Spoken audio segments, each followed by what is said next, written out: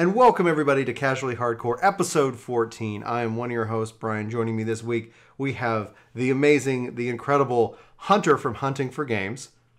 What's going on, guys? Glad to be back. And joining us again, Sam, aka Meoni, from Meoni fame. Hello there. How's it going? And so today on the show, we are going to be reacting kind of a little bit to this Shadowbringers. I almost keep saying Stormbringers or like, Stormbringers. like Bloodbringers or Bloodstorm. Like it's, man. That's completely better. I'm very dyslexic.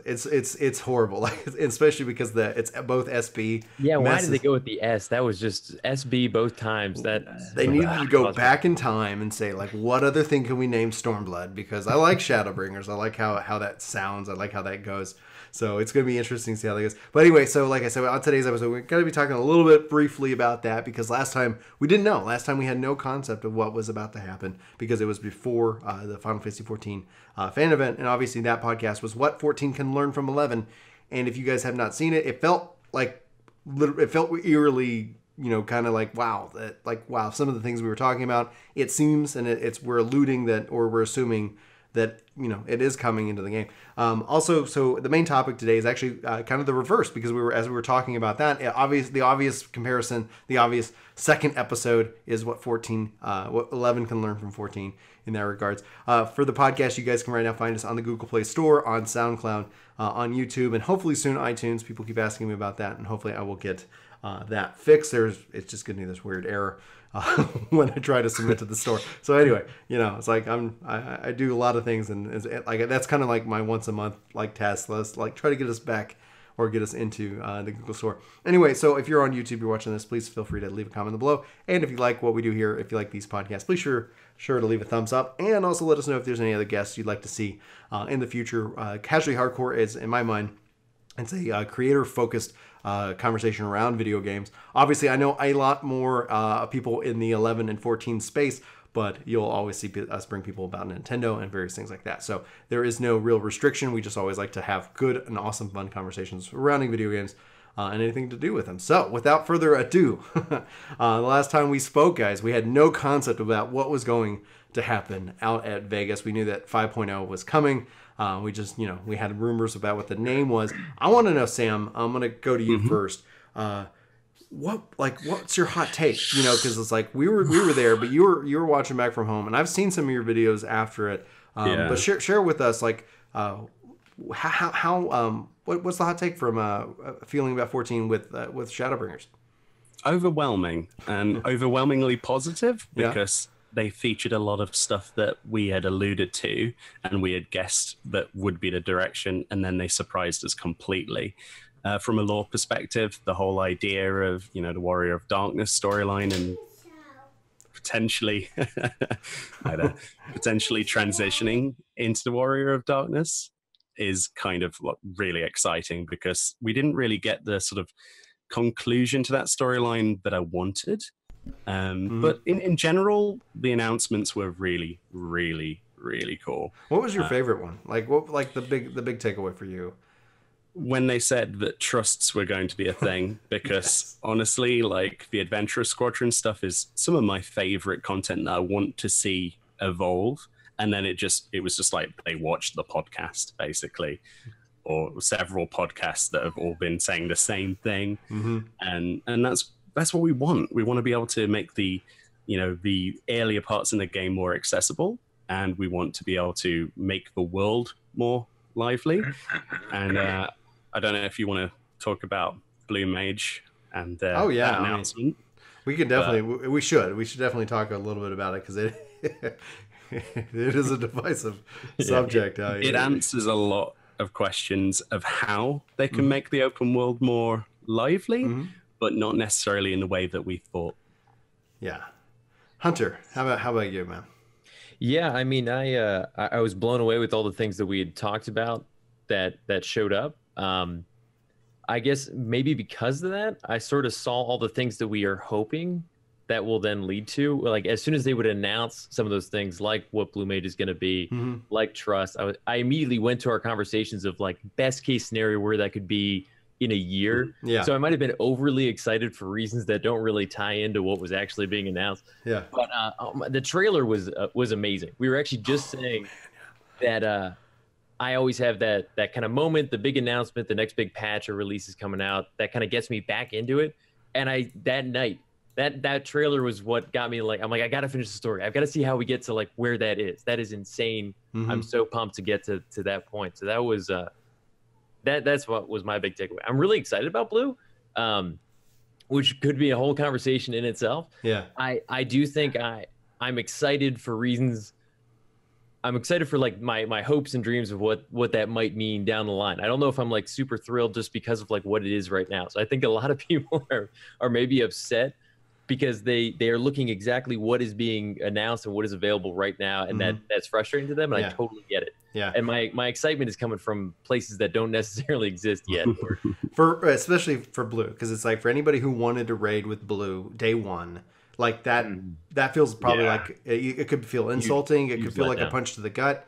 And then for me, like, I mean, I'm the optimist, like, and so I try to make sure I try to balance that. But I look at it as that it's a system that allows for a lot of potential and a lot of growth and a lot of experimentations at the same time where with Diadem, like it's pretty much dead content, but a job, it feels more that they would never abandon it. So if there was ever like, if the limited system isn't working out, okay, how can we fix this? But with the limited system itself, with, bringing people into the open world, with trusts, there's a lot of that we don't know. And I think, honestly, the biggest thing, like for me, I'm like, I'm really interested in checking out. I'm really interested in providing feedback. On the flip side, the other side of that coin is that we don't have any background knowledge. One of the things we've complained about with 14 is it's very samey. It's very predictable. It's predictable. We're going to get this at this patch. We're going to get this. And we don't like that. At least we grumble. Like, and then all of a sudden they're like, we're throwing you a curveball. And everybody's like, what? Like, and it's because we don't have there's no other limited job to base like our experience off of. Because if Blue Mage never gets to level cap, if Blue Mage can never do the current raid, whether it's 5.2, 5.3, 5, whatever that looks like, we don't know. So we don't know what the arc is to level cap and to current content. If it never hits that, then they announce a new job, and then we know that those limited jobs are always going to be behind the current content, and then it's not as big as a blow. It will be disappointing for absolute sure. But, however, if it does hit level cap in 6 months, a year, or whatever, then anytime they announce any future limited job that they announce, we know that, typically we're going to see that it's going to be raid ready by this point, and what we're looking at is a beta for that job until it's ready, until the community comes together, and with all the different builds and permutations and all the different math, like we're doing, they're kind of farming out the work. It feels a little early accessy. Yeah. And I don't know how I feel about that, because I love that they're looking for feedback. I love that they're not just jumping straight into the deep end of the pool, and then if it fails, like it just fails. But at the same time, like it is a game that people have already paid for, are paying for every month. So that gets a little dicey in where how people feel about that. Yeah. That's why they call it limited and not beta. As somebody who wanted something different, I'm excited. But I get that people that weren't necessarily looking for that extreme of a difference are totally let down. Yeah, I agree. I have to agree with you, Hunter. The cinematic was the best one that they've had. As somebody was a 1.0 player, like I felt respected, because they were like, "Hey, it's 5 years." It's like, guys, come on, it's been more than 5 years. Like, let's be real. Like, I get it, the 5 years from the relaunch, all right, but it's like, they're showing off the 1.0 hero. Like that's still a part of the world. That's still a part of the lore. That's still a part of everything we're doing here. With the trust were the thing that I screamed probably the loudest at. And it is a double-edged sword. It's one that I'm like, they could really mess this up, because if it's only for dungeons, if it's only for instance content, and you cannot play with the trusts in the open world, that defeats the purpose of it in my mind. Because in my mind, mathematically and game design wise, if you balance the world for a party and then you have the trust system, we can group up together and we can play. And if we can't group up together and you still want to play, you can bring your trust, instance, open world, all that. Because right now the world, we've talked about it, is balanced for a solo player, so it's not really threatening. It's it can't be threatening. If it was threatening and you don't have that's why I guess one of the things I've always been curious about is if they spun up a a hardcore server in which that all the enemies like in it were like, you know, like 100 levels, you know, harder than you could ever, you know, just like we're gonna like, hey, you want this, go play around with it and have fun. It's you can't transfer a character and blah. Anyway, but all said and done, everything there, the world visit is obviously the first steps into the mega server world. The things that they talked about there were really cool. Yoshi P is a fantastic showman. So we talked about Vieira as a race. We talked about all of these things, and it just felt like they were kind of punching the boxes. And that's how it started at first, and then all of a sudden they kind of go off script. So they did as a part of like, have you seen both of you guys seen the other fan fests? Mm-hmm. Yes. So for me, this is also a fan fest where they kind of flipped the script. At first they started off and it felt like, yeah, raid, oh, dungeons, okay, you know, it was what, like, we've been here, like, and then all of a sudden like, oh, okay, hey, I'm wearing a shirt that's got the race on it, you know, okay, that's a little change. Oh, okay, we're doing this. Oh, and then now, you know, it was just like, it was really a lot of fun. It and the announcement for Blue basically kind of told me that I'm going to be playing 14 throughout up until Shadowbringers, because like I finished my monk, my monk guide is actually going up after we're done with this podcast, and then beyond, I was like, okay, cool, like I'll do the story and, you know, I'll be ready for 5.0, and then all of a sudden they're like Blue Mage. I was like, oh yeah, now okay, all right. There's I'm going to be playing a lot, and I'm excited to play with it and see how it goes. So all in all, like you said, Mione, like that really. I think their reaction really was to stuff like BlizzCon and their, you know, which was a complete disaster, Diablo Immortal, etc. Yeah. But then you've also got the past FanFest, like we were saying, are so predictable that they needed to approach this in a different way. And I think that the stuff they had, you couldn't have guessed that. Yeah, you could have predicted Blue Mage because it was leaked months ago, but you weren't sure how. What do you think about that before we jump into our main topic? Like the leaks. Obviously, this confirmed that. I mean, it was pretty much like, yeah, this happened, but what do you think about the leaks? I don't really have much of a negative opinion about them. The person who clearly, you know, from what we've read on Reddit so far and the communication we've had with Blue Fever, is that the person works for Square Enix in some manner of fashion. So whether that's the community side, is definitely English. So it's part of the American group, which, I mean, it's not surprising, but I don't think they should necessarily be quite as harsh as a community on the person who's leaking, because if anything, it's free advertisement for the game. Sure, there are some people who don't want specific details, but a lot of them weren't specific details. In a sort of MMO marketplace where you've got stuff like Warcraft, you need to have those selling points, and that definitely worked. You know, they've got all of their other marketing campaigns, but what we're not thinking about is maybe they knew about this, maybe they actually went that direction. You don't know what people do in marketing, you know. You leak something deliberately and you get a lot of hype. So that's true. That's definitely one angle. I appreciate your perspective on it. Hunter, do you have a perspective on all that? It's hard to tell when leaks are accidental and when they're intentional these days, because leaks are almost used as like a marketing weapon by company. Like some leaks that come out are clearly intentional by the company. If it wasn't, like, how did that even happen? Well, like the CEO walking out and be like, "I'm Blue Mage." like, oh, whoops! Like this, you knew this was happening, Yoshi, but he's a good actor. But I don't know. Like in this case, with everything that's happened with Blue, would the reaction have been this intensely divisive if people went into the FanFest not expecting Blue at all, and then they're presented with this limited Blue, fresh out of the gate? But people for 6 months to a year, I forget when that first kind of initial hints started coming out about Blue Mage, have been waiting and waiting for Blue. So people were building up in their minds They originally said they were going to announce it at E3. And then it was supposed to come in 4.4. And obviously, I actually believe that, and that it ended up not being ready. And so then it's like, well, what do we do? Well, let's announce it at FanFest because it's a fun announcement. And then, you know, then it's coming in 4.5. You know, that's content that fills in that 6 month 4. I wish they would just get over it and just call like part 2 4.6. You know, like Just do it. We don't need a raid, you know, like we just anyway, it's a 6-month patch, then it's split up in 2 parts, whatever. But as far as it goes, like, yeah, if it's intentional, if that's how it kind of ended up going like that, you know, I guess that makes sense. I think for me, one of the things that I definitely know from a development side is that the developers work so hard. One of the gifts that we as the player base gives them is that just that reaction and that excitement, and then, oh my gosh, you've been doing this thing this whole time, and you know, and I felt like that was a little bit deflated, you know, in the thing. There's obviously excitement that came along with it, but you know, I don't know, like you're right, because it's like it could have been intentional, it could have been a way, but I think that.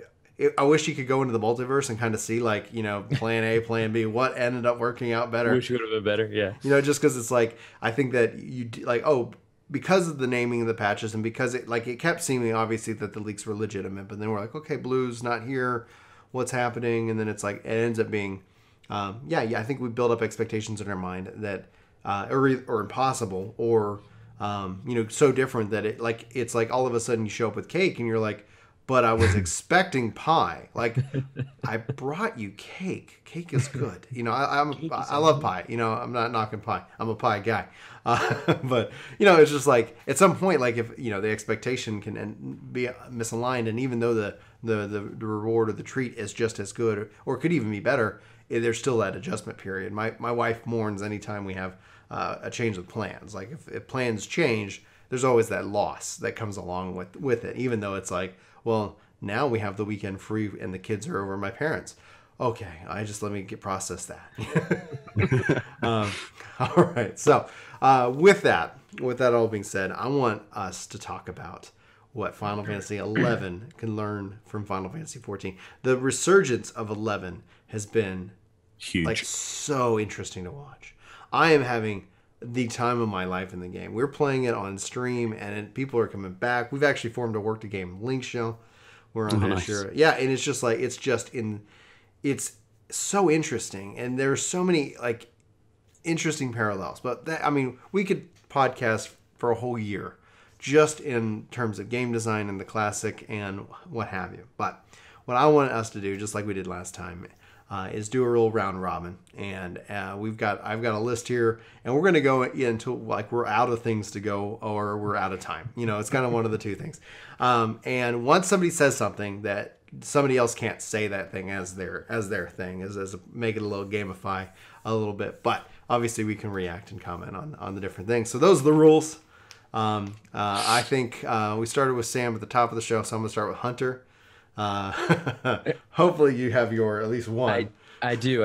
I'm cheating a little bit because I actually think I said this in our last podcast, but it's my biggest one, so I don't want to lose it. But benefits for higher level players helping lower level players. Okay. So Final Fantasy XIV has at like the simplest level the roulette system for leveling roulette. Yeah. That drags you in with early game players that are trying to learn the ropes. At least that's the intent that I always understood. It's like, you know, higher level players helping lower level players understand these dungeons, how to play the game, how to progress.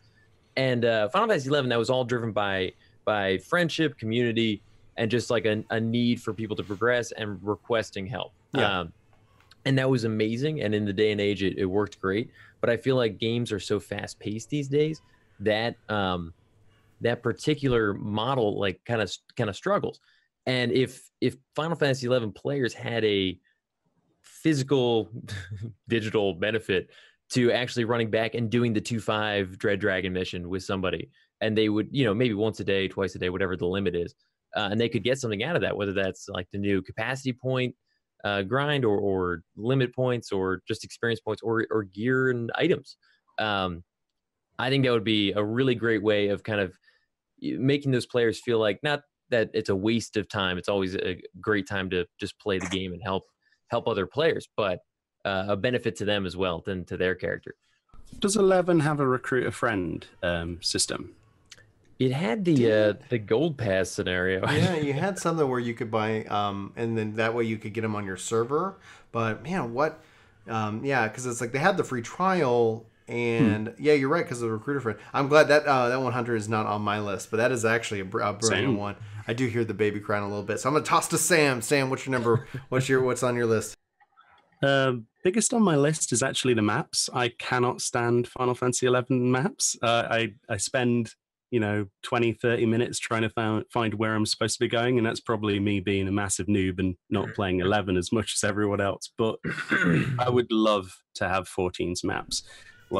In Stormblood, they revisited them and made them even easier. You can, for example, if you hold down, is it Control or Tab, you can actually highlight over the Aetherite above everything else on the top layer and teleport to it. Stuff like that, just the ability to see map markers, I don't know, just maps. Yeah, the maps, that's on my list. I have to strike that for freaking sure, because the Shadows does say there was a Recruit Friend campaign for Final Fantasy XI. Cool. Yeah, because I think I remember there being one, but I don't remember the conditions in terms of it. I don't remember the rules. Yeah, I don't remember. I just wondered if they could do something like that. Give I don't know, glamour or something. Yeah, absolutely. As a reward. So it can do anything. They have the logging campaign, so they can really kind of turn. Is there a mentoring system? There is. There was kind of a joke back in the day if you had the M over. There is. There's the M over. You could get a little M symbol up by your name, and I had it. I was like, I turned it on for a while. I was like, I feel so like adult. I'm a mentor, but it's like there kind of ended up being a little bit of it's like, oh yeah, like I'm a moron, or different other things like that. Because now we get crowns, which are even more sort of. But there was the leaf or whatever it was to indicate that you were the newest noob of player. Oh, as soon as you came in, yeah. I don't remember even what the criteria was to get rid of it, but it was kind of embarrassing. You're like, I'm so sorry. In 14, we have the same sort of symbol, a leaf, and you basically remove that by completing the last quest, I think it is, in the main storyline up to current. So yeah, they've adjusted that, because at first it was after a little bit and it went off around 20 or 30, and it's really 50 is kind of where the game begins. It's it really starts here. That's actually interesting that you're noob status. Soon it'll be noob status through level 70. Yeah. It's still got the leaf. Keep going to get rid of that leaf for freaking sure. I think I'm going to start with this one so nobody else steals it. Jump. I would love for them to be able to, as you traverse the maps, that you don't get clipped on some little, slight incline that then has you have to beeline all the way around. I would love for the fact that there would be a jump feature in Final Fantasy XI. There's an emote, but it doesn't actually help you do anything whatsoever. And so much of the game is set up around that core concept that they can make a ledge and you can't get back up that ledge. That is so funny though. Oh man, it drives me nuts all the time. And so it's even to this day, I was like, gosh, I could just jump over that, or just take a step over that line, please. But I would love to see that. I think that jump would be, I think it would just help with traversal overall over the game. All right, Hunter, what's your next one? So I was trying to think about this other day. I swear that some of the only kind of class job identity in 11 is through the artifact quests. And you have that one little period where you do a quest to get the job. You do a quest, you do a quest to get your initial artifact weapon at level 40, 42. And then from 50 to 60, you have the rest of the artifact chain. But even the relic is all through Dynamis. There's no real story there. And Final Fantasy XIV has this amazing class-like identity from starting even from 1 to 30 before the job system begins, and then from job system and beyond. And even that transition, although a lot of people would like to get rid of it, is actually really interesting as a gladiator goes to a paladin. And I just love that continuing storyline of this is my storyline as a paladin. And it continues on all the way up through Stormblood. And I always get really excited each expansion introduce a whole new line of quests that are unique to each job. And I always wish that 11 had more of that. Some of those quests are my favorite quests in the game, and they're basically just that one little period of artifact quests. It boils down to 3 or 4 quests. Yeah, that is a really good point. And one of the things that it kind of also harkens back a little bit to Final Fantasy 1, where your Mage could become a wizard. You kind of had this upgrade path, and then that ended up being kind of translated into 14. So yeah, I think I definitely agree with that. I like that idea, and that when I think about it, because you do have the advanced jobs, so the jobs that you unlock after the base ones that were driven by the story. But I was never really connected to that. Sam? So I'm going to get the big one off my chest that I know you're all going to tick off because this has to be on your list. If it's not, you've never played 11, basically. It's play online. Get rid of it and replace it with an actual launcher that patches, that doesn't take 24 million years to patch the latest. What about the music, though, man? What about that music? Just put it in the game somewhere else. I don't know. A loading screen. I don't know. Oh man, that how crazy would that future be? I think that was one of the things that like it ended up being just like a fan driven FanFest, but like the news that I had, I was like, oh, Square Enix and Final Fantasy 11 FanFest. And it's like they've got, and then Yoshi P's like thing about announcements, like, oh my gosh, like what could it be? Is it coming back to consoles? Are they getting rid of play online?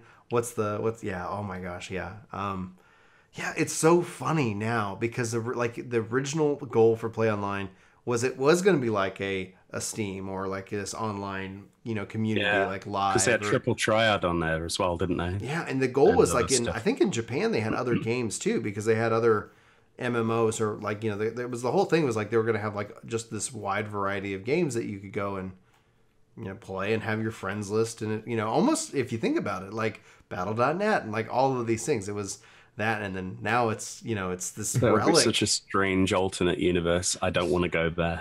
That sounds terrible. If Square Enix was at the core of like all of our social online interaction, there is no Valve in this universe. There's only Square. They had an email. I mean, it was like it's interesting. In Universe B, like we were talking about, like where we can run different tests. Like, yeah, that'd be crazy to see. Okay, so last time I said jump, we talked about the map. So I'm going to say quest markers, and I know this is going to be a little bit controversial because anytime I talk about it, people are like, no, it's perfect the way it is. And I go, I play the game with the wiki. Like, the game requires 2 monitors. I don't want them to hold my hand because a lot of people think a lot of it's like, oh, like it's casualization. I'm like, no, I want more modernization of this. So it doesn't have to do and tell me absolutely everything. However, if it told me where to start and then in a direction, like if nothing else, like it just highlighted, like click on this door. Cause it's like, oh, I'm in this area, right? Like, oh, I need to click on the door. Great. To kick off the cutscene. Oh, and then I have to click on the door again to kick off the next cutscene and then the end. Like, it's like, just at least give me enough of a hint in game that I don't need a second monitor or the wiki to play 11. And I think that would be a huge get, especially for new players, because I don't mind that the game doesn't like hold your hand. I actually like that it doesn't hold your hand. And I know that this might seem controversial to that, but the fact is that I play the game with a wiki. So from an immersion perspective, the game basically encourages me to do so because there's just I'm like, I don't get it. Like it's obviously was built to encourage us to say, hey, I'm on this quest. What do I need to do? Oh, you need to go do this, or let's go try to find it together. But in today's sensibilities, like I think I would benefit because I've been working my way through Chains and Promethea, and it's like, okay, like I just run around and I'm like looking, and then like you said, Meoni, with the map, like it's like I feel like I'm sitting here like I'm charting like this unknown world, and I'm like, it becomes. Maybe it makes for entertainment streaming. It's like, okay, guys, here's the game. I'm looking at my other monitor. Between making a game casual and then making it actually, playable, actually fun. Mm-hmm. And so, and then I think Shadows is saying, what about a quest tracker instead? It's like, I think that in my mind, that would be the same thing because you do have quests, you do have missions. It doesn't tell me, like, I never really know what step I'm in because some missions have multiple steps. Some is like, you just go here and then it's mission 1-2, 1-3. And then 1-4 is going to be like 30 minutes long worth of steps. And then you're like, oh, now, like, okay, now it's so interesting. It would be, I would love to see a refresh to that mindset. Hunter, you're up. Yeah, so that one was definitely on my list. Pulled it off his list. What you were saying at the very end there, just to add to that real quick, the log of like where you are in the quest chain. I mean, if you had to make one simple, how many times have I come back and I was halfway through something and I just spend hours going through each step, the whole step. I don't remember where I was. And I think a lot of people often push like, oh no, you're supposed to communicate with people in game about that stuff. And I'm like, I've got a wiki open and I still can't figure it out. Yeah, Nobody. it's not 2002 anymore, you know. Well, I don't think I would imagine that like they are the people do exist because they're. It's one of the cool things that I've experienced with coming back to 11. It's very much riding a bike. It is very much like, oh my gosh, I remember this now. I remember this system. I remember how to do that.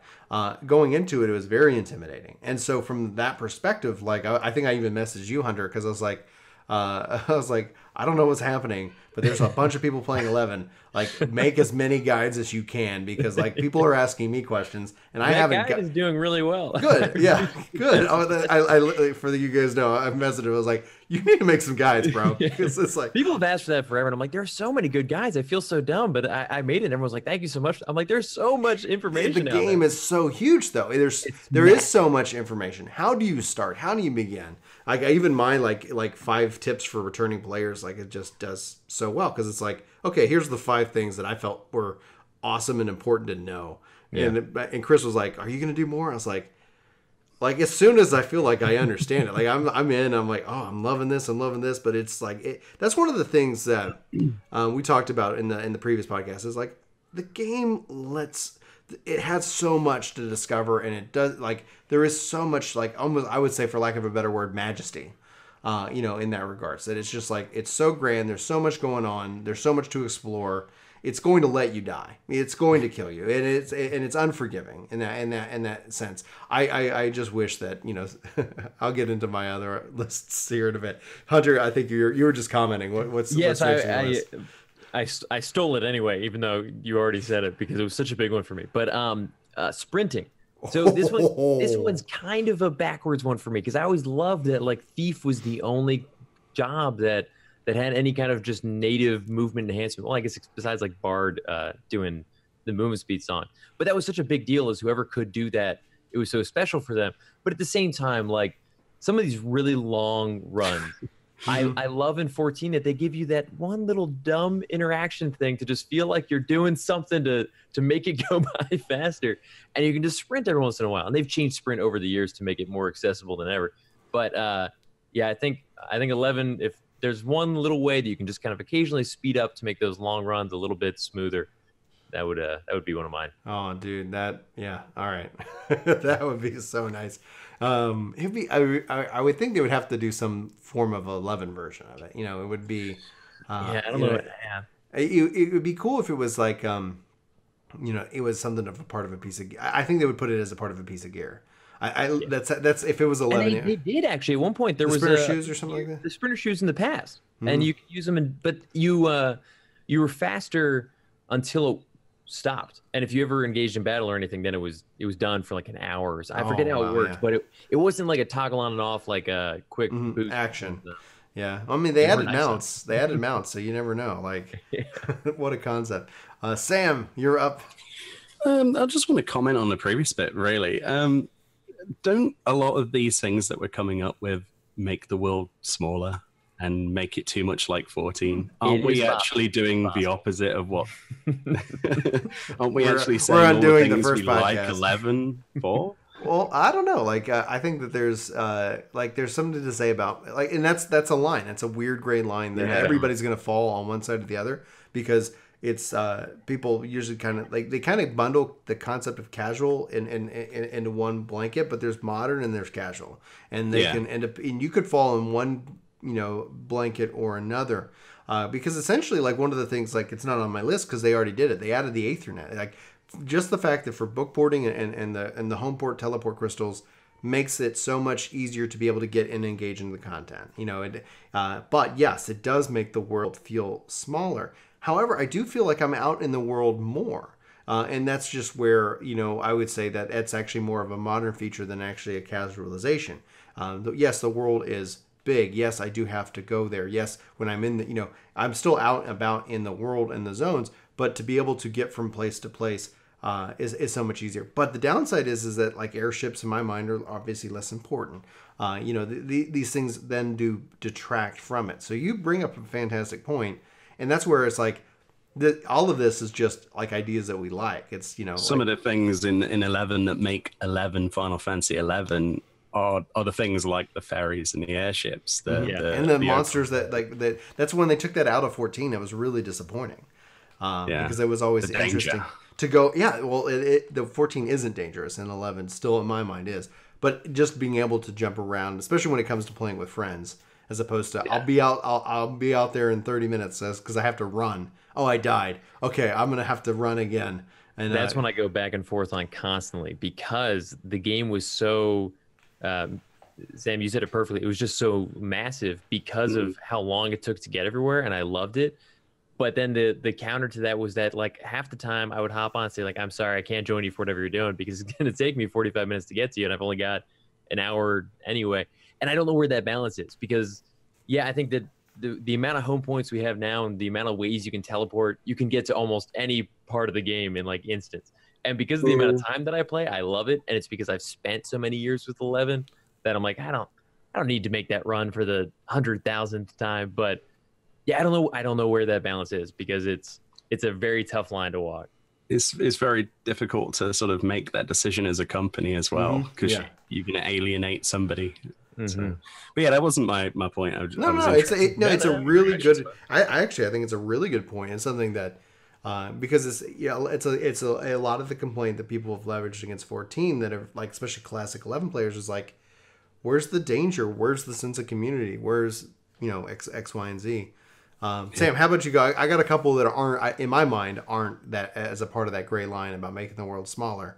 But go ahead. I got a long list. Yeah. So the one that I really wanted to talk about is customizable UI elements such as health bars without the need for add-ons. I want 14's layout system so I can basically move things around. I want the health bar down at the bottom. I want my mana bar, etc. I don't know. I just want buttons that I can get to without having to go minus key across, down. Yeah, not interested in that. The mouse and keyboard controls are garbage. So yeah, that was definitely one on my list that talked about that, especially because to add onto it, you said you're talking about mouse and keyboard, but the cross hop bar controller setup, and people were like, yeah, you're gonna have more abilities than would ever fit on a cross hop bar. It's like, just give me one thing that brings up the menu for all my spell lists and a way to organize that spell list by like Blue Mage in 14, like we're getting, what is it, 36 abilities or something like that, or 26? 49 at cap. 49, jeez. 49, and then you have 24 that you can equip, which at this moment, mathematically, that's 63 trillion possible builds. Order doesn't matter. Order technically might matter, sub 50. So at 49, it actually turns into 69 trillion times 69 trillion different possible builds. But until that, but at 50, then that drops down to 60 something, and then I'm sure we're going to come up with like 10 to 15 abilities you have to, like every blue has. Someone will make that into three sets. Well, that's more than any job in 14 has right now. Every job is one build. Two more. Yeah, if well, that's the thing. Like, maybe with the things that we see with 5.0, we could see that they could change it. They're changing the battle system again. Maybe neat to see if different jobs could fill different roles, and then you could, anyway, who knows? So I definitely agree with Sam on that. I think that'd be huge, because from a modernization perspective, like Yoshi P was talking about having this game last another 10 years. Like, and he's like, maybe we would shut it down then if there's nobody playing it. But if it lasted another 10 years, like that you could end up, you could almost see a whole new lifespan of the game based off of new people coming in, because all of a sudden they don't have to go and relearn the interface, because you have to know what you're doing, or you're going to have to spend some time and be comfortable with not knowing how to get around a mouse and keyboard. That's why I prefer controller. I set it up as close to 14 as I could.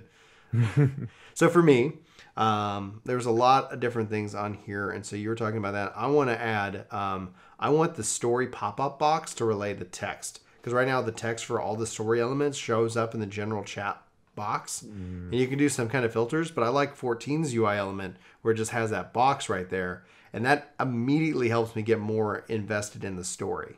Then for 14, I am more invested in the story because it's able, especially as someone who's dyslexic, it's related to me much easier than it was in 11.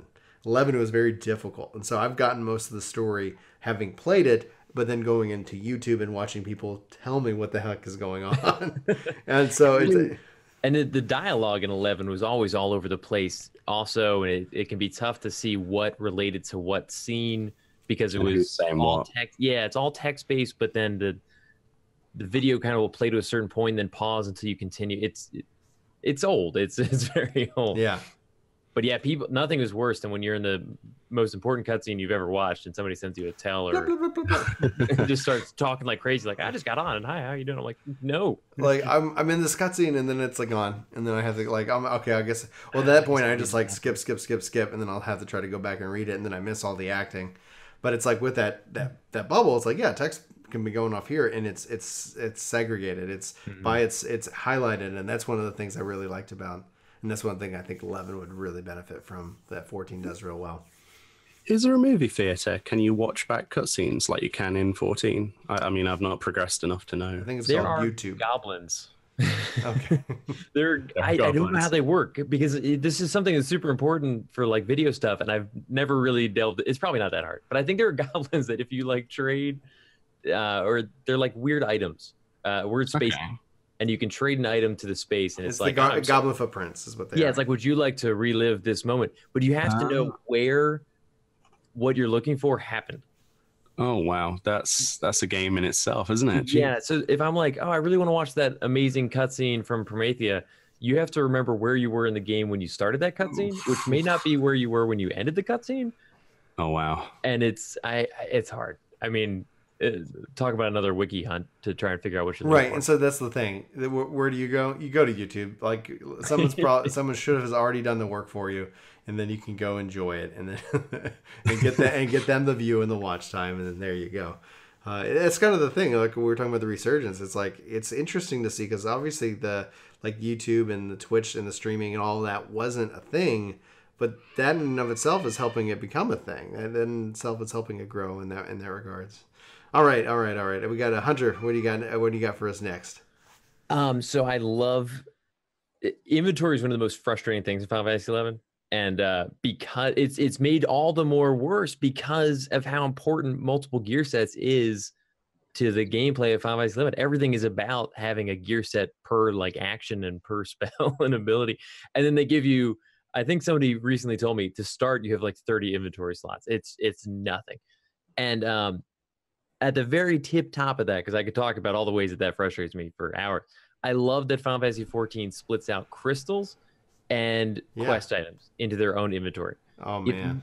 If nothing else, those two things, because in a great party, you'll finish the party with 12 stacks of crystals, and it's frustrating when you start running out of space, especially if you walk into that party with almost a full inventory to begin with. I always thought it was weird back when I was playing originally. I was like, doesn't my armor have pockets? Like, can my armor not extend? Like, why is it taking? But you can carry 10 full suits of armor. Yeah, and so exactly. Not one more little bunny rabbit ear that you happen to collect. It was so frustrating. It was magic. I love the Mog lockers they have now because it's like you can move all your gear into the Mog locker, and then that way you can equip it and you just go about your day. So it's not taking up your inventory. And back in the day, I spent a lot of time. And hunted down and did the inventory expansion quest because those things were just pivotal. And then you have the like, there's so much storage. Like but it is a slow inventory, kind of management thing. It's so much easier to do in 14 to the point where it's like sometimes in 14, like, yeah, okay, I need to spend at least, once a quarter inventory management. In 11, it's like, oh God, it's like, I'm going to be doing this for a day or two.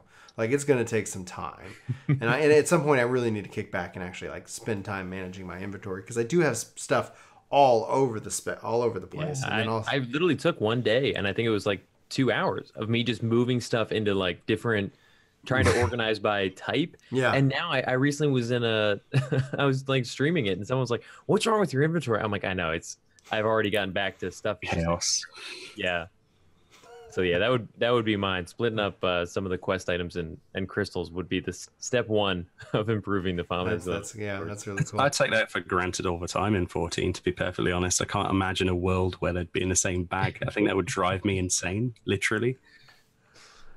Yeah. Absolutely. Especially with the low like 12 stack limit for crystals, and then it's another inventory slot. I mean, how many crystals? 14. Last time I looked, I had like 1,000 of some. Yeah, they go to 9999, and then they just recently in one of the updates this last year, they allowed things to stack up to 999.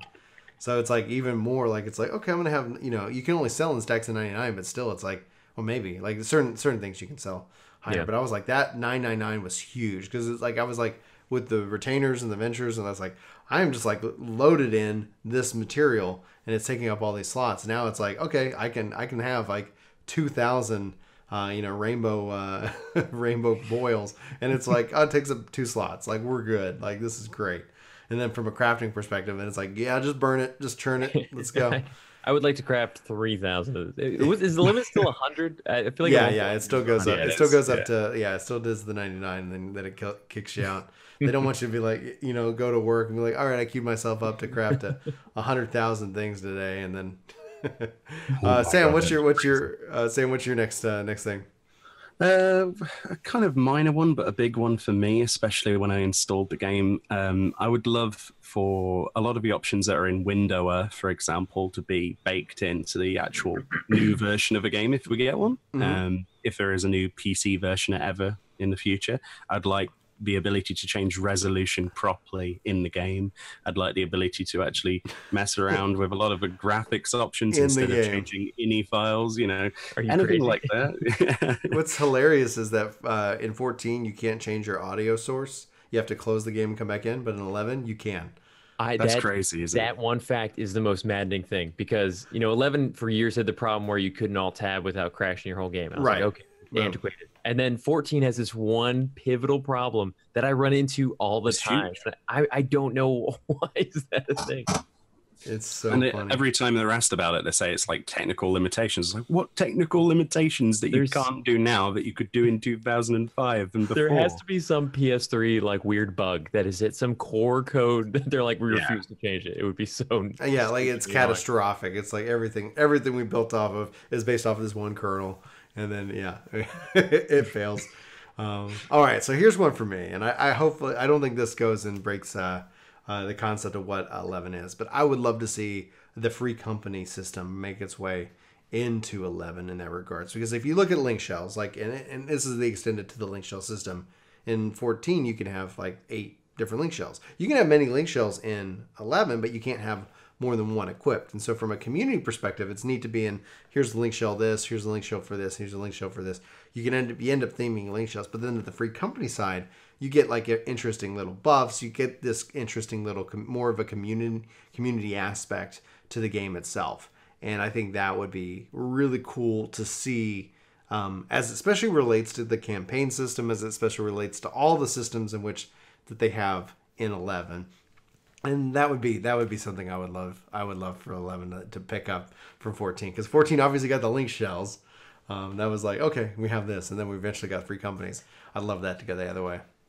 And then you could answer your previous point. I think it was Hunters, whether you want a way of making it so you have an incentive to help other players. You could make it so that they get actual buffs, like we do in 14. What's the level? Mm-hmm. The 10% EXP buff doesn't break the game.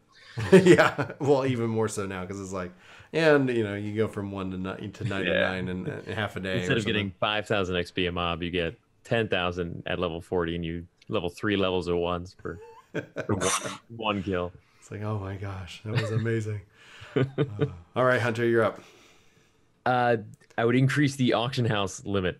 Oh, really? From 7 items to. So I love the auction house system on Final Fantasy 11. I've never seen a game that I think does it better, because it's so naturally prices can increase or decrease based on hidden values that a lot of people hate. They're like, I hate that I can't see exactly what this sells for. Right. But people try to undermine sort of in a sneaky way sometimes. We'll go like down 10K, but then up 1 gil. So if somebody tried to pay 10K less, they don't get it, and they're like, oh, so they go to the price that normally sells at, but it sells yours because you put it. Anyways, I'm going too deep into the auction house system, and a lot of people can't stand it that the prices are all just kind of hidden.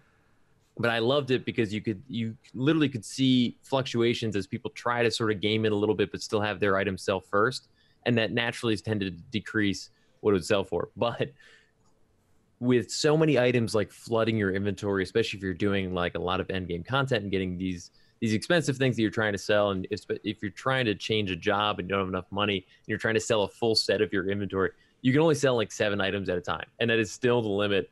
So people just create mules to sell on other accounts.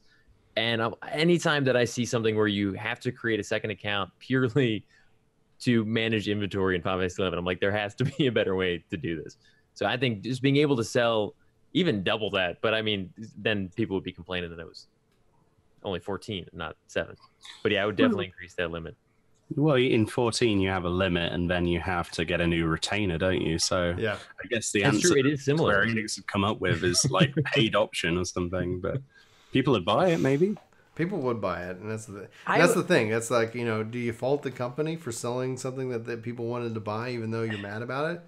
You know? I would even prefer that, a way to purchase an option on my main character. I just hate switching between characters. Like if I have a retainer system in 11 and I can sell items through like sort of, you know, a vendor that as long as I stay on my character, that's a different thing. If I'm paying for it, great. I'm paying for the MOG, not lockers. What do they call the MOG satchels or something? Oh, the satchel, the wardrobes, and they have all the wardrobes. Yeah, I paid for those immediately because that was super beneficial. So I mean, I'm willing to pay for that kind of like convenience, but I'm on that same character. I never want to lose that investment in the world and everything by changing to some character that I named A B C D E F G to quickly get on something else. And if they made it faster, I think if the buying and selling was faster, that would be a little slow. Trying different prices, you're like, oh, it failed. I'm gonna. Yeah. Here we go. All right. Try it again. Eventually, it's like, all right, I'm not gonna do my shopping while I'm streaming because it's like this is not entertaining at all. Sam, you're up. A bit of a controversial one, but one I would like to see because in its current state, I'd like to see this added, but perhaps not when the glory days of 11 still being, you know, as popular on every server. Mm-hmm. And I think you know what I'm going to say, World Visit. I had that on my list. I would like it so that instead of everyone just gravitating towards Asura, everyone had, you know, the ability to group up in the open world no matter what server they were on, and they can join others.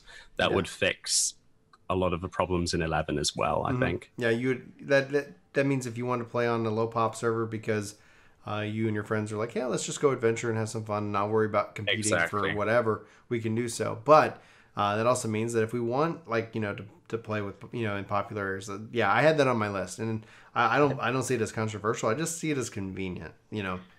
Well, that is an interesting one because I always, when they first started introducing like cross server duty finders in World of Warcraft and then 14, I got a little worried because I'm like, now I'm grouping up with these people that aren't on my server and that I'll likely never see again. The anonymity. 11 had such a sense of community, but true. Then you did have days that you're just like, I just want to level from 40 to 45 and there are no camps available. And that's super frustrating for me as a player, but it's a weird, like give and take there with, I'd love to hop on a less populated server. It would be kind of interesting if you're like, this camp is totally open and nobody's even really online today. And all of a sudden, like a full alliance of 18 people pops in, they all transferred on and just crush your camp. Like, I don't know. I was like, what is that? Just like from space, 18 people just launched into where I was camping. What happened? No, I see. I definitely understand people's argument that it can kill communities, and I think it needs to be handled carefully and with care. But I think that if you look at the defining the community as all the servers, you know, not just a specific server. We're all like one of the things that people end up like, oh, can we play together? No, we cannot. You know, are you on the now? At least we say, are you on this data center within 14? So even within 11, it would be very handy. That is frustrating because, you know, plenty of people. I know you guys are on Azure, and I'm on Odin. So and then that's it. Sorry. Sorry, can't do it. Have fun. Well, just let me know how it's going. Real quick while we're chatting about that, I think my Goblin is moving to the other Aether Data Center. Yeah, Goblin's going to Crystal. The one that's getting split out. So I don't know how to feel about that. I don't even want to comment on EU because it's just horrible segregation that we didn't need. So it really is. Yeah. It's terrible. There's no reason for it. Well, like, well, I guess one of the, like, and it'd definitely be, something we should probably do in another podcast, but it's like, like what other things could we recommend changing in that regard? So the segregations, isn't it based off of language and not based off of what supposedly that was the main reason they gave. They wanted to put basically the French data center, as everyone is now calling it, even though that's not what they said, and then the English speaking data center, even though Shiva is a German speaking majoritively server being placed on Light. So not now, it isn't. No, not now. Better stop speaking German on Shiva. It's really tricky because you look at all of the clear rates and stuff, and I still don't know where I'm going to go because the community that I meet in Eureka, I'm not going to meet the same people at all. There's always going to be some kind of divide, and EU has never had that. I mean, you have, because you've always had, what is it, 3 data centers now you're going to have, which is crazy. Yeah, we're going to have that. Japan's had that, if not more. We're at 3 or something, at least 3, I thought. But yeah, we're going to be at 3 now. That's where I'm hoping that we'll see at some point, cross data center matching, and I think we'll get there. But I think it's still probably 2 to 4 years away. It could be done sooner within certain contexts, etc. But yeah, it is a kind of because right now it's like, you're on Primal. Oh no, sorry, we can't play. But you're on Aether. Yeah, let's we like to play around, do a lot of stuff with the community, and so that like in and of itself is that I think of the community based off of the data center, and with World Visit, I think that makes that stronger. It's going to be interesting to see how that plays out, like because we need a data center visit system as well. Yeah, why not? Yeah, let me just go pop over here. That'd be great. That would take away a lot of like revenue from transfers.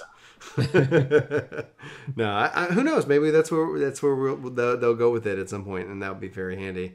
Because that'd be really nice. All right, so I've got one, and I'm going to say this because it kind of relates to what we were talking about. Party Finder, the Party Finder system, and there are tools, and like there was a lot of shouting. But one of the things that I really like about it is that you could put yourself into, hey, I'm looking for this, and this is what I want to do, and people could find it and join it.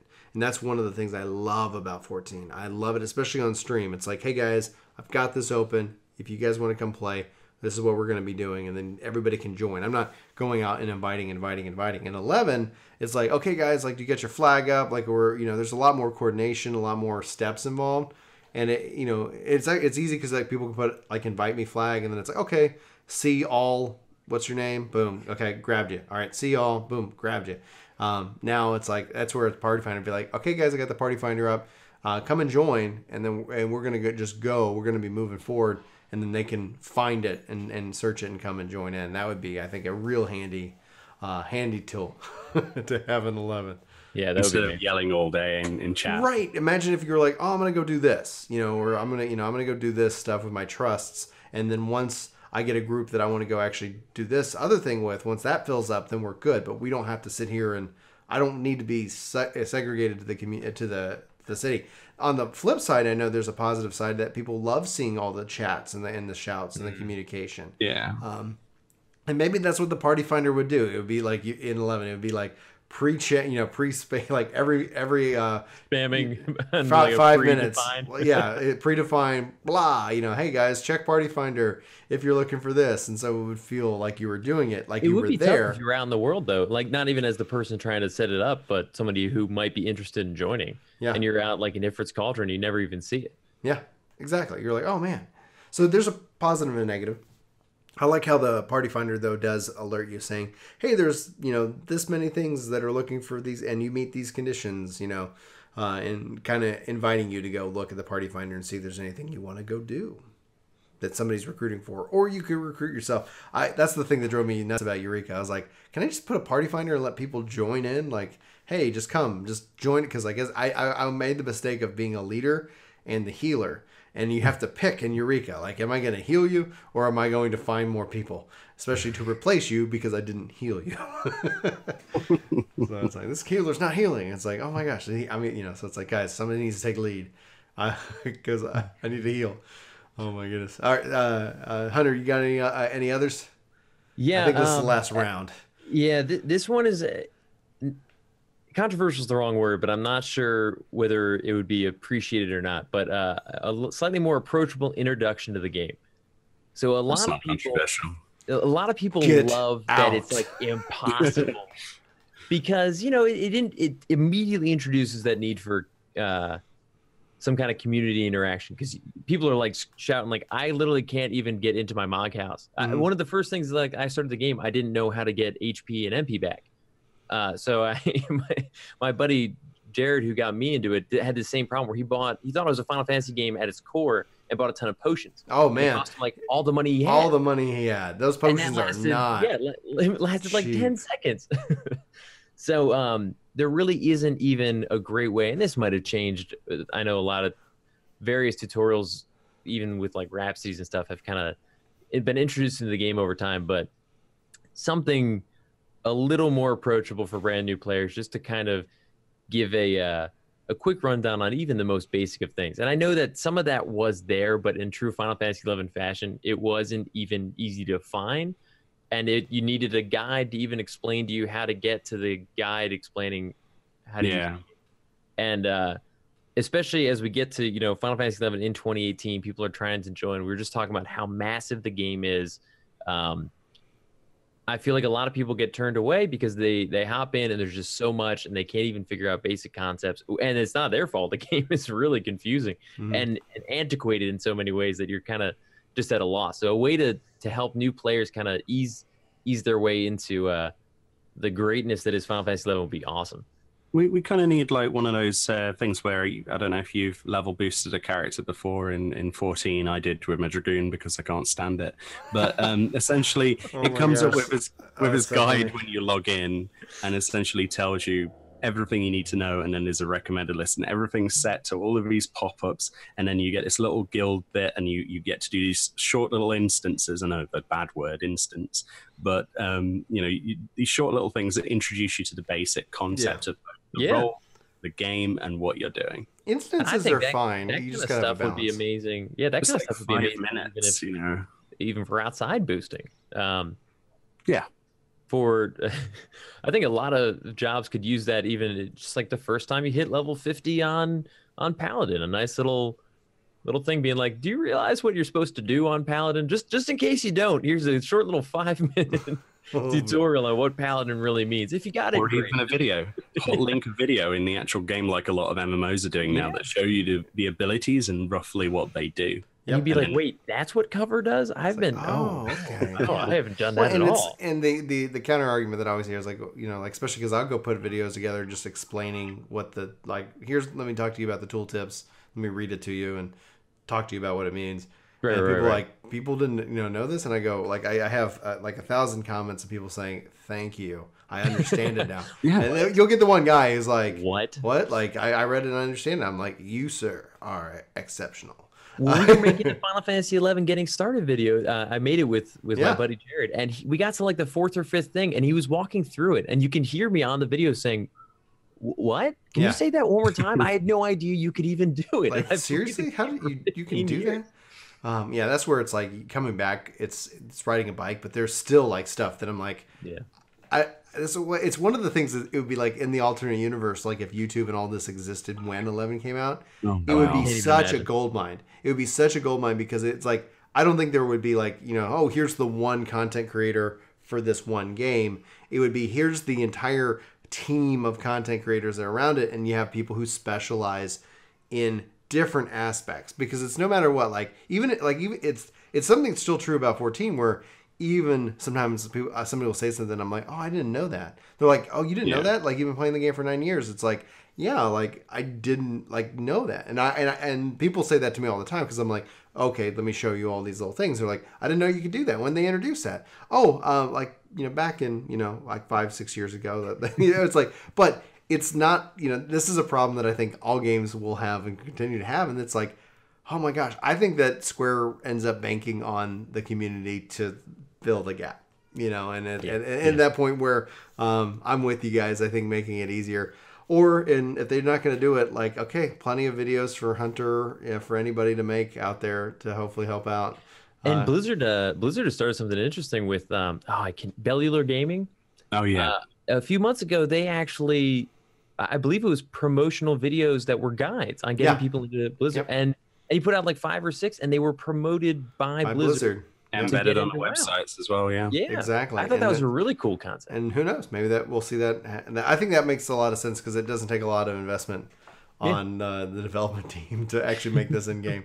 Like, hey, go literally put a link in the video, like in the game. Like, go check this video out. You're good. Talk about life goals there in Final Fantasy XI. It's like, go check out Hunt for Games. For Oh a my guide on gosh, Slash. how I would just be insane like, would that be? That's it. Done. Like, we've made it. We've arrived at the goals we set we for have ourselves. done it. All right, so I'm gonna go ahead and put it into the kind of our little end screen here. Oh no, I lost the Mione picture.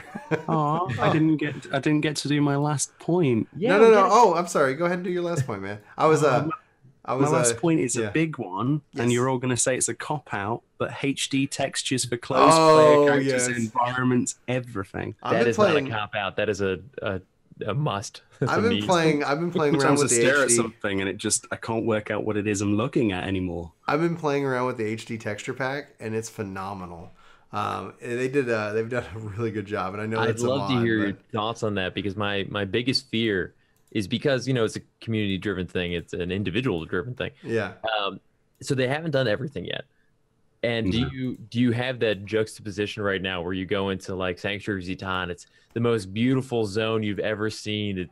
It's everything that the art style was trying to do, like realized, and then you step into like Bastock markets, and it's like, oh well, yeah, that's right. That's what that actually looks like. Exactly. No, I've had that same problem, and but it's really cool because it's that's where it's like like I said, the community is kind of like is the future of the game, and that could be a podcast in of itself. Is the future of the game itself driven by the modding community? Is the future of the game driven by the whole process in which that it's like, okay, yeah, like Square is like, just go nuts, just play around with it. And they've been like saying, like with the HD texture pack, it exists. It doesn't exist for all the zones, but you feel it. Like it's like, oh, and then being told that they're like, you can just like, it's taking them for different zones 2 or 3 weeks or something like that. Like whatever that time committed is, one person part-time doing that.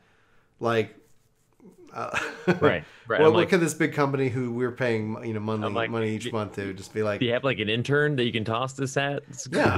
Like hire these guys, these modders. Yeah, that would be even better. Yeah, hire the people that are doing it right now for free. Mm-hmm. Yeah, it's like they've proven that they know what they're doing. Bethesda did it with certain people who were working on like Skywind. They hired them, and now they're working on future content for ESO and other content like that. So I just wish that 14. Like in general, Square Enix would have the same approach towards modding as they have with their own game 11, because 11 they're very relaxed on YouTube, and you can upload videos on mods, texture mods, etc. If I did that tomorrow again, like I have done, I'll have a copyright strike, and it'll be off. I lost 26 videos on modding because of... Oh my gosh. Yeah. Really? Yeah. They don't want anybody to talk about mods. That's always my biggest fear with 11. Was for years that certainly seemed like the approach that they were taking. Like, don't you touch Windower? This is a bannable offense. So to this day, for the most part, I don't even really use it. And the one thing that kills me is the 60 frame per second cap that you can unlock. And it's always I'm terrified of it because of that. And because 11, I was too. And then I got to the thing that if they wanted to just take it away from me, then that's fine. Like, okay, if they they took away 11 from me. Okay, I'm having a good time in the game, and Windower makes it possible. The mini map and some of these things are really handy, and it's like the fact is that they Square should just support this natively, and if they're not going to, then I'm gonna use it. I'm gonna play on retail. I'm gonna enjoy my time. And at the end of the day, if they find that a bannable offense from 11, then okay, and then I won't talk about 11. I'll say goodbye finally. But if they want to support it naturally, if they want to bring it in naturally, I will use that tool. I won't go and around it. But they're not doing either, and so it's kind of like I don't believe in piracy. I'm very anti-piracy. But at the end of the day, if you don't give me a way to purchase your product, and there was one time my wife and I, we spent a good 2 hours trying to find a way to watch this one random show, and it wasn't for sale. It couldn't be rented. Like there's nobody who is willing to take our money for us to watch it. And then finally, and my wife's like really sad. I was like, all right, go ahead and just pull it up. And of course, she finds it 10 seconds. We're watching the video for free, and it's like I feel bad, but I'm like I'm sitting here like who do we call to give money? Like if you're not, and this was a CBS show back in the day, and they eventually CBS is now giving inroads to that. But there was like a period, I guess, where everybody was like, no online, no nothing. It's like, okay, like I'm trying to literally hand you money. Like, come on. It wasn't on an iTunes. It wasn't in anything. No store was selling this one episode of it. It was random. So, you find that quite a lot as well, especially with stuff from the 80s. There are some movies that are just, like, at least in this country, they're just never replayed on television anymore, and you can never find a copy of them because they're not popular. So it's like, well, no UK retailer will give you access to that. Not even a physical copy, Exactly. So, but bringing that point back to 14, they should really sort of think about learning from what's being modded and why, and then try and incorporate that in 14 because they did. They need to do that for 11 as well, really. If they create a mobile version, the first thing you want to see, other than for graphics, is the UI that's usable. Hopefully, it's just not mobile only. That's the thing where it's like I'm wondering if out of anything that they're like, hey, listen, like there's this thing called the Switch and it's doing real well. Oh my gosh, like hey, here's this game called Fortnite and it's on PC, PlayStation, Xbox, and Switch, mobile. Like maybe they're like, oh, my hope is that they're seeing that, and then from the market perspective, they're like, how do we also do that? Because 11 would fit perfectly. It would fit so perfectly. Playing an MMO in bed, yes, please. Yes, exactly. Like especially with 11, because the problem I saw is that if it comes out for Switch, I'll have to get another Switch just because I'll burn one battery and I'll need to go and PlayStation, charge it, flip it. Okay, I'm back in, guys. Hold on, imagine that. Be like, hold on, guys, got to switch out the Switch. I would need 2 Switches so that I could, while I'm waiting for repops on FanFest 11, be playing around a Smash on the other Switch. Oh, yeah. This is why it's called the Switch. Exactly. You're switching between your 3 or 4 Switches that you then own. Yeah, exactly. Oh, I can easily see that within a couple years that, we'll have multiple Switches, especially for the kids, being able to kind of play Smash and these different games like that. That's going to be so good. All right, guys, final thoughts before we wrap up the show. I know we've gone over a little longer than our hour that we had budgeted. I just want to make sure that we we beat this horse to death right here. I think I want to bring it back to Sam, your point earlier that it's easy to look at all the conveniences that 14 gives us. Yeah. And say like I want a lot of these in 11, but it's very easy to take that too far, and then we end up where we were 12 years ago when people were begging for conveniences that we're now trying to get removed from games to bring back that hardcore sense of community. So I think a lot of the suggestions we said tonight are just like you said, Brian, just pure modern conveniences. Like this isn't allow me to play the game. That's all I'm asking without having, because I've had nights where I've got Final Fantasy 11 Encyclopedia and BG Wiki open, comparing the 2 descriptions to see what I'm doing wrong, because I have multiple guides up and I still can't figure it out. And that's a step too far. But I think it's easy to take it too far and so many conveniences that you run the risk of losing the charm. But I love the list of the stuff we came together with. I think that was a fun list. There was a lot of things that you guys had that I was like, check. I'm glad I made more than 5 because I was like, okay, I'm gonna make a lot because this is fun. Sam, you got any final thoughts? Hunter nailed it on the head. It's all about keeping the identity of a classic, and it really is a classic at this point. And anything they do, someone is going to moan about. In any iteration, if they do bring out another version of 11, it has to both cater to the veteran players and bring them back, but at the same time be usable in the modern age without crossing that casual border. And that's not something that's easy to do. And if I was part of that company, I wouldn't touch it with a 10-foot barge pole. I'd just create a new IP. Yeah, and that's where I'm wondering if the mobile, if that ends up being the way that they can kind of go forward and retain this over here and then say, hey, or return to Vanadil, Exactly.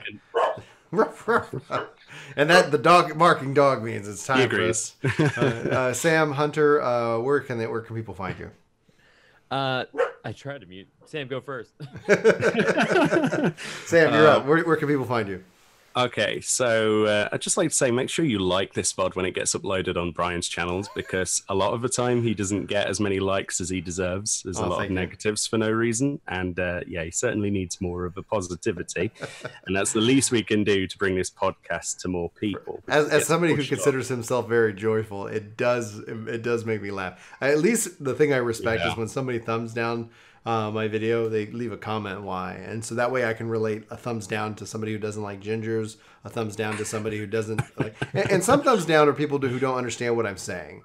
Like that's a lot of it. We're a discussion channel, and it's like sometimes like I'm the guy who has to represent a side of an argument, and people are like, "You're an idiot." It's like I'm just I can see all sides of arguments, and like have you even played the game? Well, it's funny. One guy commented that, like he's like, you don't know what you're talking about. I bet you never. I get it all the time. Well, it's funny because it's like you could see that he then went and looked at some videos, and then all of us, like you see the thought process because he did multiple comments. You see the thought process dawning on him, and then he goes and deletes his comments, and he makes then a respectable comment because he's like, "Oh my gosh, I'm talking to the guy who's been talking about this game for 9 years." And he's got all, like, plays all the jobs, and he you know, it's like, because it's all usually the ones like, do you even craft? Do you even gather? Have you even tried DPS? Have you, you know, it's like they're like trying to find any reason to discount the opinion, and I respect it. Like the thing is like, you can call me an idiot, you can say like, I would prefer like you tell me why you believe because I like to engage, because I'm not going to ever sit here and say I'm right in the sense that I'm always right. No, like give me your best argument, because your best argument will fix, you know, will either make my argument better because maybe I am right, but I'm not communicating it correctly, or you're going to change my mind. And that's completely possible. I never want to be a guy who's like, this is how it is. It's the Brian show and that's it. No.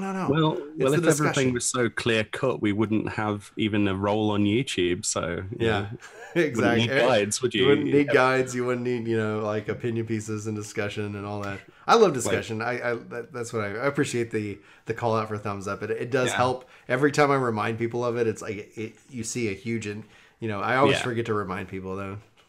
Real life doesn't have tooltips. No, that's what I'd like to take from that. Anyway, where you can find me, I'm on YouTube. You can just search for Meoni and you'll find me. I currently make videos on news, content previews for the game, in-game guides, lore readings, and more than anything, stupid parody videos that Brian likes. I really was a fan of his Blue Mage, guys. I can't wait to watch that as soon as it's done. It cracked me up because it was so funny, and I'm not going to ruin it. It's got a good. I think they stick the landing at the end of it. It's like a 4 a.m. thought, that one, like most of these things. Awesome. I'm Hunt for Games, Hunter with Hunt for Games. I can be found on YouTube, Twitch, Instagram, Twitter.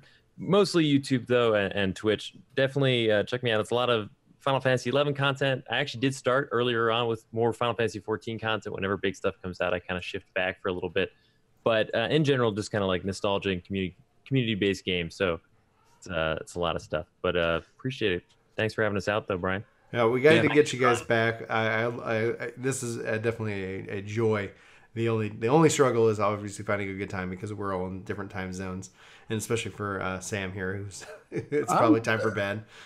No. I'm going to stay up until about 4 a.m. tonight doing some Eureka and bits and pieces. So I think my sleep schedule is well and truly messed up.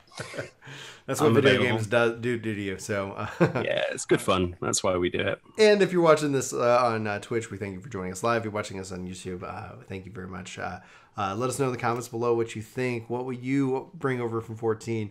What is the challenge with modernization versus casualization?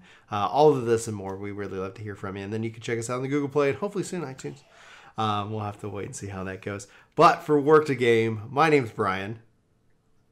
This is Hunt for Games. And this is Meoni. We nailed it. And that's cheesy as hell. It's still like, I'm always kind of like, anyway, I love it. Thanks so much for watching, and we'll see you next time. Bye-bye. Oh, hello. Were you expecting somebody? Chuck-like? Well, I'll never tell where he is. Only that if you want to see your friend again, you should totally hit subscribe. And maybe even a thumbs up. Thumbs down don't make me happy. And when I'm not happy, something happens to Chuck. I'm not joking. Goodbye. Subscribe.